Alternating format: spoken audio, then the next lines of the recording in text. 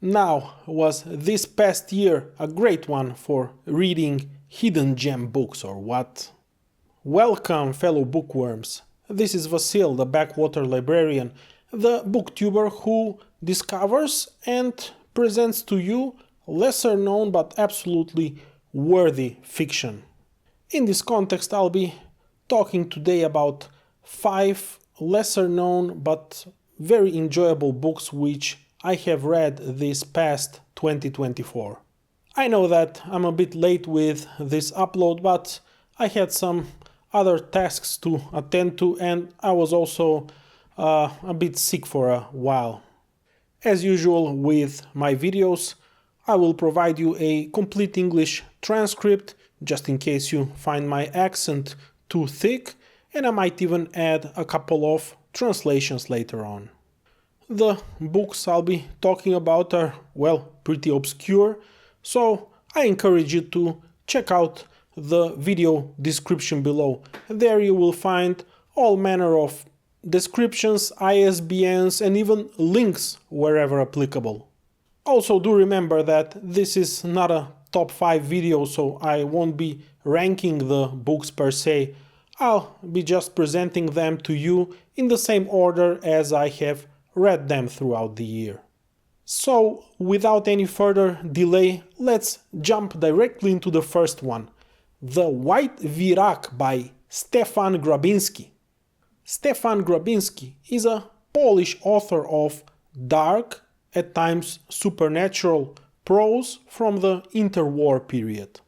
The book was published in 2022, The White Virak being the title of one of the 23 short stories comprising this collection. There exists an English collection which contains almost exactly the same stories as this Bulgarian one, just in case you're interested. Link in the video description below. I find Grabinski to be a unique and frankly underappreciated author. That's why I've made a dedicated video on him. You can check it out if you want to learn more about this book as well. Here I'll only glance over the most important aspects of his writing style and of this book in particular. Expressionist style and rich language. He presents you the world through this contorted prism of his troubled protagonists, plunging you into dark, unsettling visions where you don't know what's real and what's imagined. Parapsychological phenomena play a big part in some of the stories. All sorts of telepathic influences, sometimes even from beyond the grave. Then different modes of suggestion leading the protagonist on what seems like a predestined path, and many other occurrences at the very edge of psychology. Fascinating stuff indeed. Sexuality is pretty much present in some of his stories as well, though it's never vulgar, gross, or more detailed than necessary. And it's never there for its own sake. I'd say many contemporary horror authors who love to shove sexuality left and right in their stories have a thing or two to learn from this Polish master. Lastly, some of the stories have the Polish railways as their backdrop. While there were some interesting concepts here, the stories from this category were a bit of a hit and miss for me. Nevertheless, I was left with an overall very positive impression of Stefan Grabinski, and I'm looking forward to reading more from him. The second book on this list is The Big Water by Živko Čingo. This is a novella written by Macedonian author Živko Čingo, first published in 1971. It follows the story of one Lem Nicodinuski, a young boy who, having lost his parents in World War II, is sent to a notorious orphanage at the Ohrid Lake in the immediate aftermath of the war. There he meets Isaac Caton, a strange, wild boy, slightly older than him. As the iron grip of an early Stalinist-type socialist society tightens around the children in what seems more like a prison than an orphanage, Lem and Isaac seek refuge in their inner world of fantasy and imagination. Out of the grim wall, through the shimmering big water, and even onto the dreamt-of sun-drenched Centerlev mountain. This daydreaming inevitably leads them on a collision course with the unsympathetic warden and teachers at the orphanage, culminating in an unforgettable ending which wouldn't look out of place in an Arthur Machen story. Narrated in first person in simple but powerful and emotional language by Lem himself, this little masterpiece can in equal part be read as a harrowing personal confession, a scalding critique against the rigid socialist regime, and even as a coming-of-age story. I'll definitely be making a dedicated video on this one. Did I mention that its English translation is available for borrowing at the Internet Archive? So, if you're in the mood for some good Balkan literature, go check it out. Link in the description below. Well, I've just mentioned Arthur Machen, and the third book on this list is a novel by him. So we have The Terror with subtitle A Mystery by Welsh author Arthur Machen, published in 1917. World War I is in full swing, and while the British Army is battling it out with the Germans on the Western Front, some very strange occurrences begin happening all across England and Wales.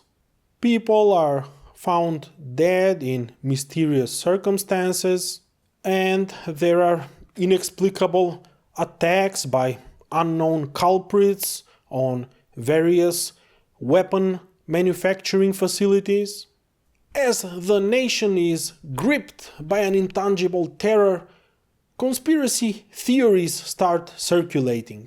Some theorize that the Germans are using a remote energy beam, a so-called Z-ray, to wreak havoc from afar, while others maintain that they have already covertly landed on British shores, have established underground bases, thus the whole conspiracy theory about underground Germans, and are conducting sorties in order to sow fear and confusion.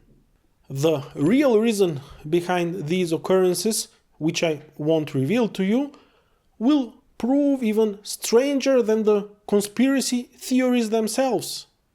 I'll just say that the ending is a bit M. Night Shyamalan-esque, if you know what I mean, and I will let you read it for yourselves. So, this is definitely not one of Machen's greatest works, but it is pretty enjoyable nonetheless. It possesses all of his usual tropes: a mysterious atmosphere, always verging on the supernatural. Then there's this episode with an unsettling, ominous howling being heard throughout this small Welsh town. When you learn about the source of it later in the book, believe me, you'll be both surprised and possibly emotionally wrecked. Another trope would be the finding of a strange manuscript written by an obviously delirious author, and then, to top it all off, at the very end of the novel, there's this kind of a philosophical treatise where Machen, in his typical fashion, argues that spirituality should always be superior to rationality. He makes quite a good argument, to be honest, and I, for one, being a Christian myself, do wholeheartedly agree with him.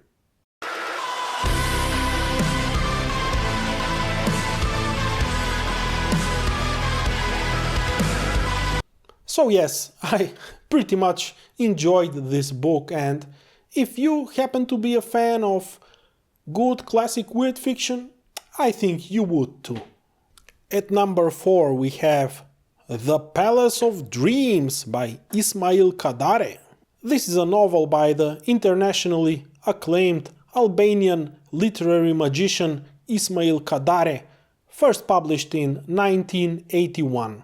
The story takes place in a fictionalized version of the late Ottoman Empire, where in its bustling capital Istanbul, one young Mark Alem, a descendant of the famed Albanian Kupruli family, finds employment initially as a low-ranking clerk in the most mysterious and influential institution of the empire, Tabir Sarai, the Palace of Dreams.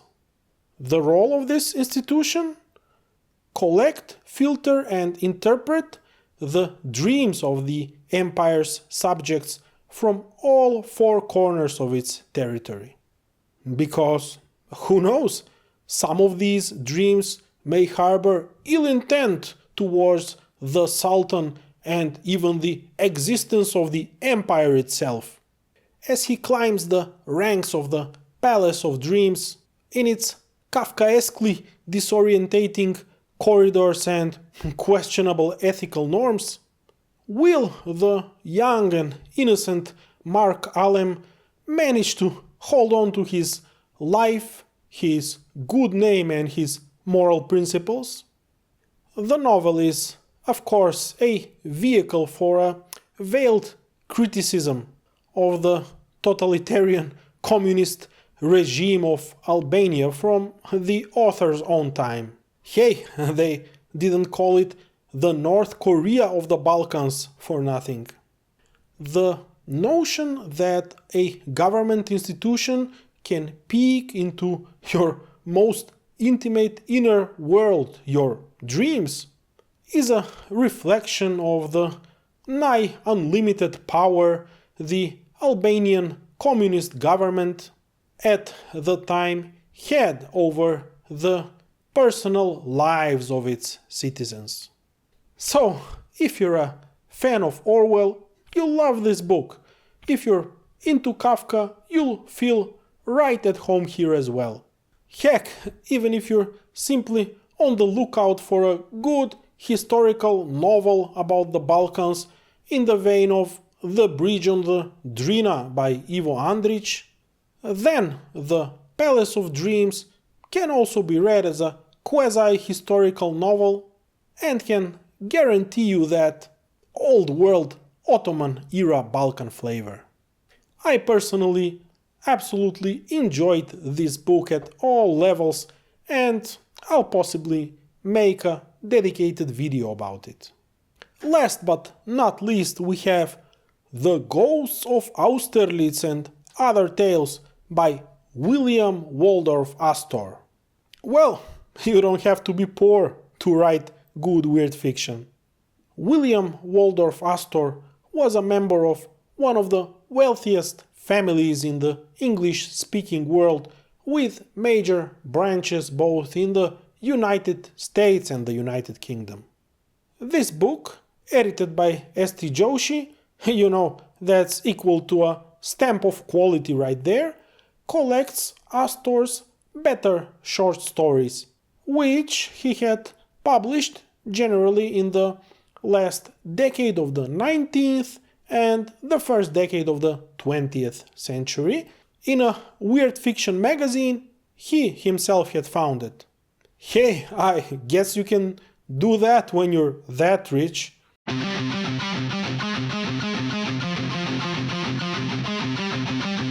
I have to admit that I'm cheating a bit with this one, guys, as I still haven't finished the book. I'm 75% through though, so I've managed to get a good feel of the stories collected in here. They can be broadly divided into 4 categories. The first consists of stories which take place in either Rome or Naples from around 1870 to about 1900. At the center of these stories is one Dr. Vaini, an Italian polymath and occult detective. These are first-person narrations, the narrator being an unnamed American student of Dr. Vaini. This is a thinly veiled version of the author himself. There are several interesting premises here, and the author's love for Italy, where he had lived for a while, is on full display, but the stories tend to drag on for far too long and get pretty convoluted. And don't get me started on the romantic side of things.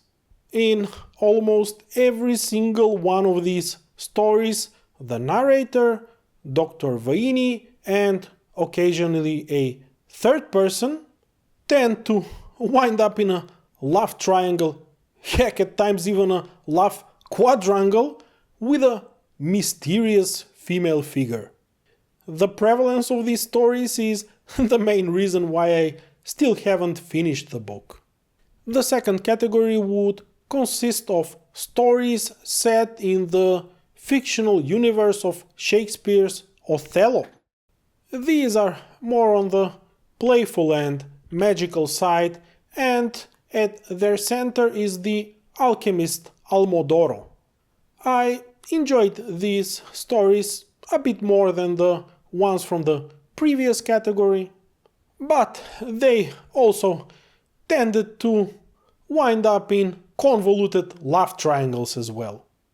Besides, my Shakespeare is a bit rusty, I must admit, so I didn't quite get many of the allusions and Easter eggs Astor had dropped in here. If you, however, happen to be a Shakespeare aficionado, I believe you'll appreciate these stories at least as interesting Shakespeare fan fiction. The third category includes at least 3 stories with an Old Testament background. They take place either in ancient Egypt or ancient Israel. The language and style are exceptionally poetic and dreamlike, reminiscent both of Old Testament poetry and somehow of Lovecraft's dream cycle stories.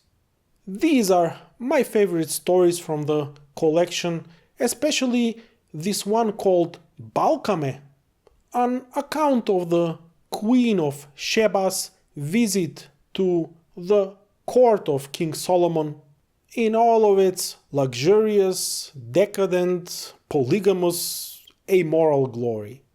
Finally, in the fourth category, I would put stories which simply don't fall in either one of the previous 3.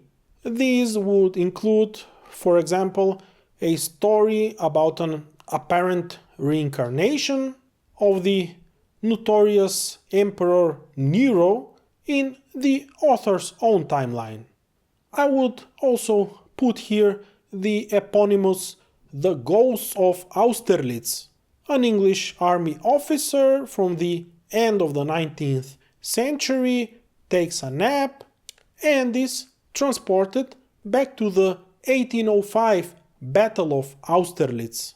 He is supposed to prevent the Austro-Russian allies from making their catastrophic tactical mistakes. But how could you possibly alter the past even in a dream.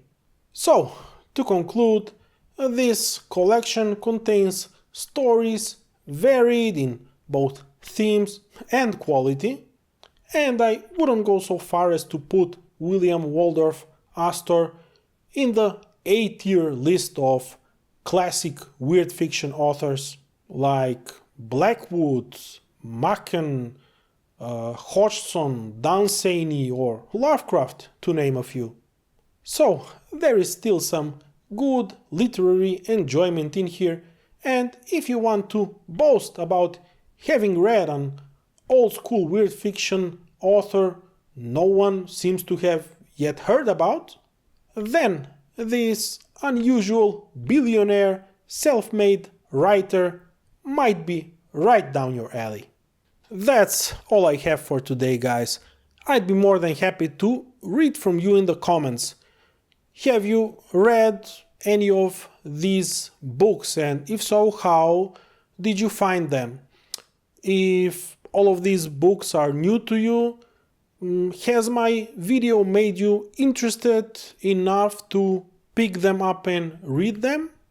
And if you found this video interesting and the content which I'm trying to present valuable, then I would be very happy if you could drop a like and subscribe. See you in the next video, and until then, just remember, the Backwater Librarian guides you through the obscure pathways of literature. Thank you for watching and pleasant reading.